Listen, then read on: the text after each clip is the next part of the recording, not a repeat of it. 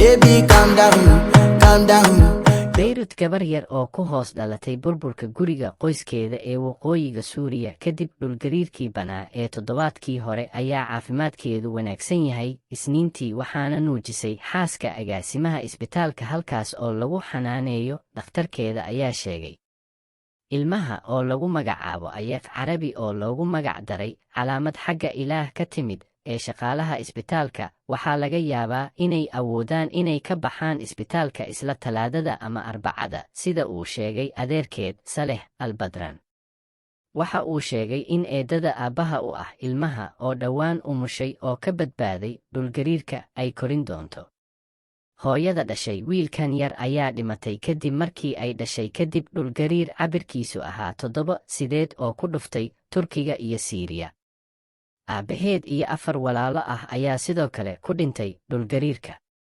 Darhani Maruf oo ah dhakhtarka carruurta ee Cihan Hospital oo ku yaala magaalada Afrin ee waqooyiga Suuriya ayaa u sheegtay wakaaladda wararka ee Associated Press in xaaska agaasimaha isbitaalka ay naas ka nuujinaysay gabadha yar.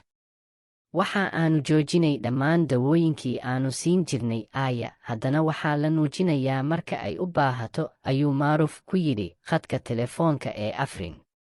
Maruf ayaa sheegay in booliska deegaanka ay ilaalo ka taagan yihiin isbitaalka si ay u hubiyaan in qofna uusan isku dayin in uu afduubto cunuga yar kadib markii ay soo baxeen dad badan oo si been abuur ah u sheeganaya in ay yihiin qaraabadeeda. Shaqaalaha gurmadka ee magaalada Jinderis ee waqooyiga Suuriya ayaa helay inanta yar ee timaha madow in ka badan 1 saacadood kadib dhulgariirkii 6 Febraayo xilli ay qodayeen burburka dhismo 5 dabaq ah oo ay ku noolaayeen waalidkeed. Waxaa lagu aasay shamiitada hoosteeda. Cunuga waxaa weli ku xiran xudunta iyo hooyadeed Afra Abu Hadiya. Cunuga yar ayaa loola cararay isbitaal ku yaala magaalada Afrin ee u dhow halkaas oo lagu xanaaneynayay tan iyo markaas. Dhulgariirkii khasaaraha badnaa ee ka dhashay dhulgariir isdaba joog ah oo ku dhuftay koonfurta bari ee Turkiga iyo waqooyiga Suuriya ayaa hoos u dhigay inta badan magaalooyinka ay malaayiinta ku nool yihiin qaybo ka mid ah shubka iyo birta qaloocan.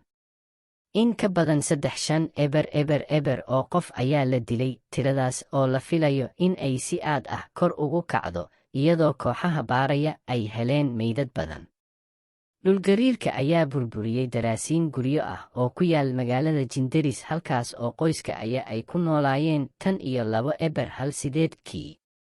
Aabbaha dhalay ayaa Abdullah Turki Mleyhan waxa uu asal ahaan ka soo jeedaa tuulada Khsham ee bariga gobolka Deir el-Zour, laakiin waxa uu ka tegay 2014 kadib markii kooxda dowladda Islaamiga ah ay qabsatay tuuladooda, ayuu yidhi Al-Badran oo ah adeerka aabaha.